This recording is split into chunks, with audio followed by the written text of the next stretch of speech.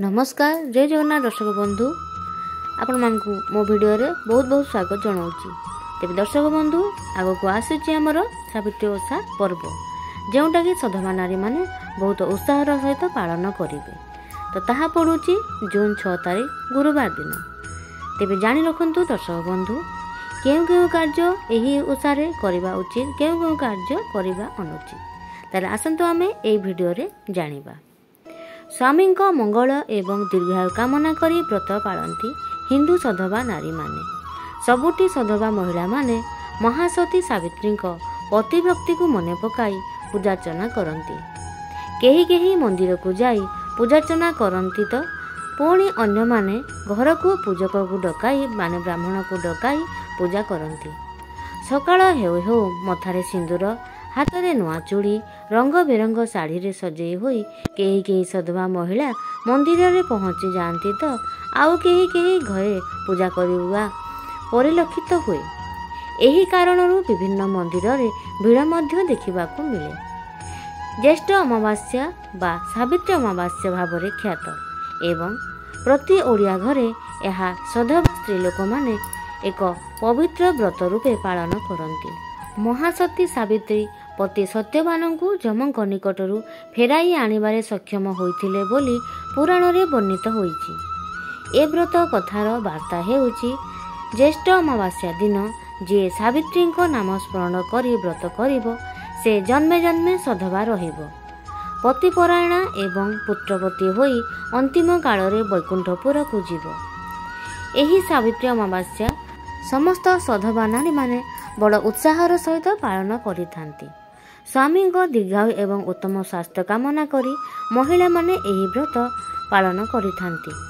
ओडिशा एवं ओडिशा बाहर अन्य किछि स्थान रे सधवा नारी माने एही व्रत पालन करिथांती। ताहार नामकरण किंतु भिन्न भिन्न थाए।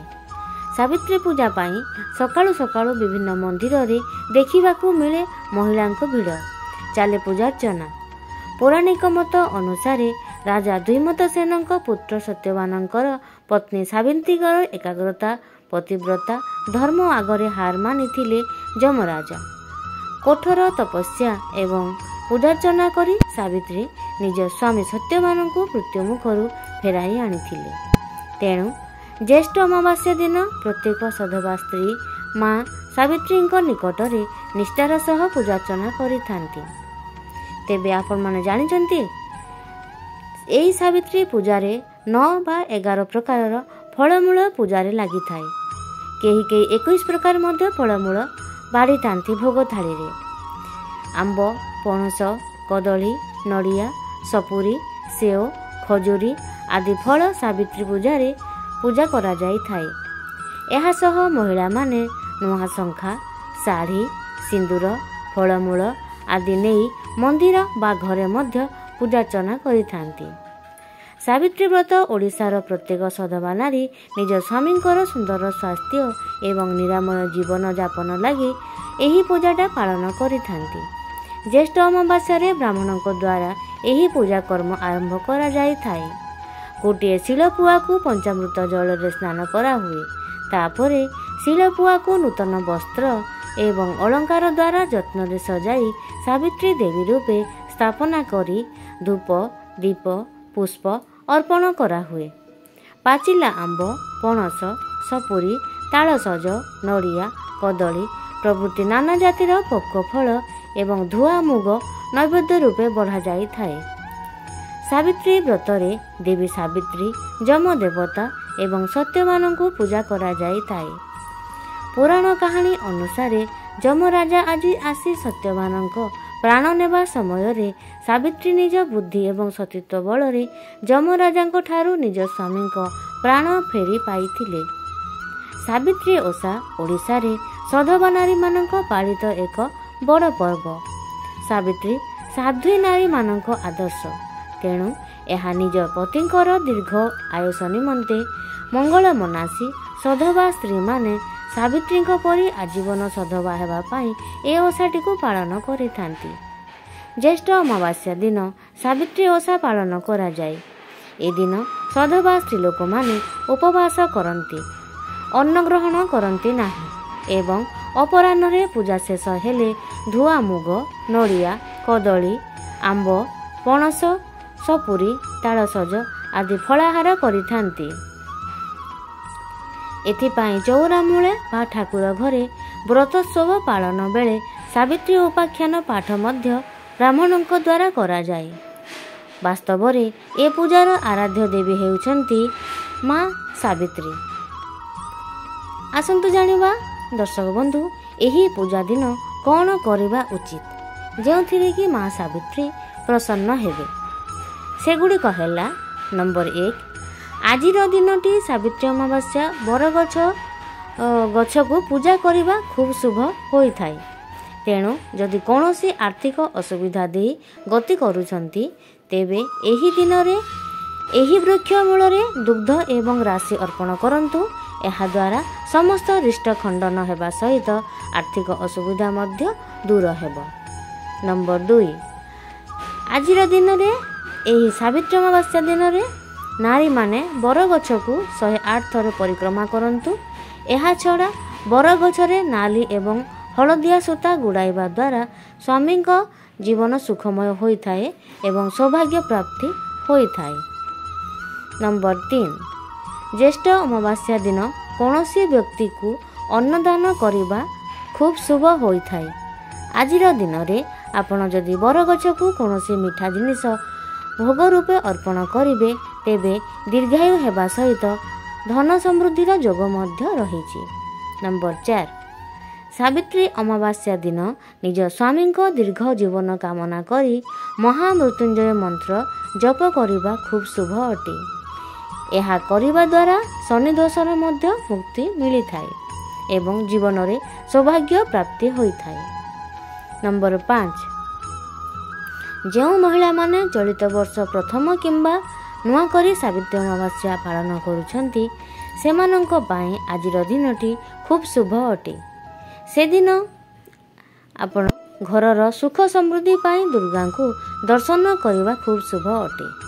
ନମ୍ବର 6, କୁହାଯାଏ ଯେ ଯଦି କୌଣସି ସଧବା ନାରୀ ଏହି ଦିନରେ ଘରେ ହୋମ କରାଇଥାଏ ତେବେ ତାର ଜୀବନରୁ ଦୁଃଖ ଦୁର୍ଦଶା ଦୂର ହୋଇଥାଏ ଏବଂ ସନ୍ତାନମାନଙ୍କର ଜୀବନ ସୁଖମୟ ହୋଇଥାଏ। ଏହି ଦିନରେ ଜଳ ଦାନ କରିବା ମଧ୍ୟ ଖୁବ୍ ଶୁଭ ଅଟେ।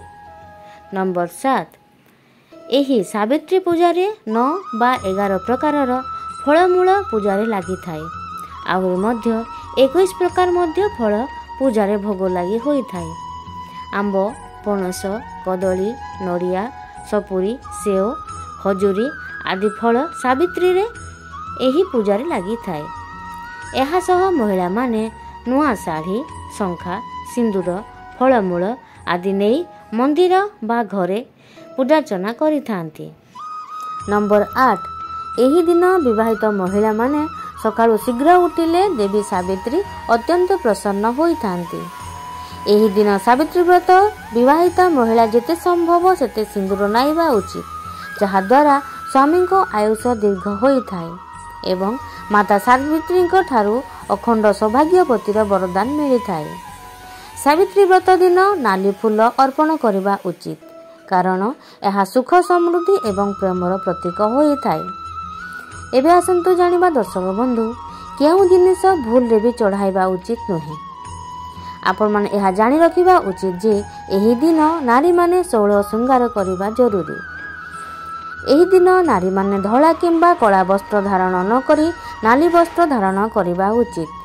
ଏହି ଦିନ ଯେତେ ସମ୍ଭବ ସେତିକି ଆପଣ ଶୃଙ୍ଗାର ଜିନିଷ ଦାନ କରନ୍ତୁ, ଆପଣଙ୍କର ମଙ୍ଗଳ ହେବ, ଯାହାଦ୍ୱାରା ସ୍ୱାମୀଙ୍କ ଉପରେ ଥିବା ବିପଦ ସବୁଦିନ ପାଇଁ ଟଳିଯିବ।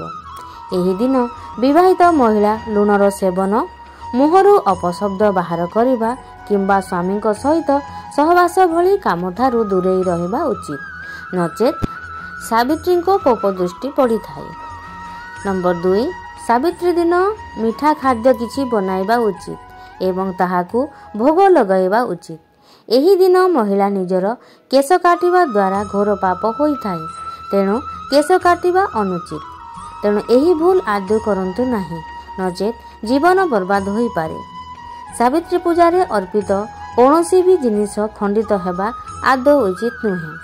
नंबर 3 ଏହା ବ୍ୟତୀତ गर्भवती महिला माने व्रत रखिबा उचित नुहे कारण एही समय व्रत रखिले गर्भवती महिला को अनेक समस्यार सम्मुखीन हेबाकू पड़ी थाए किंतु गर्भवती महिला चाहिए व्रत रखी पारिबे। यह व्यतीत मासिक धर्म होइथिबा महिला माने मध्य एही व्रत रखिबा उचित नुहे।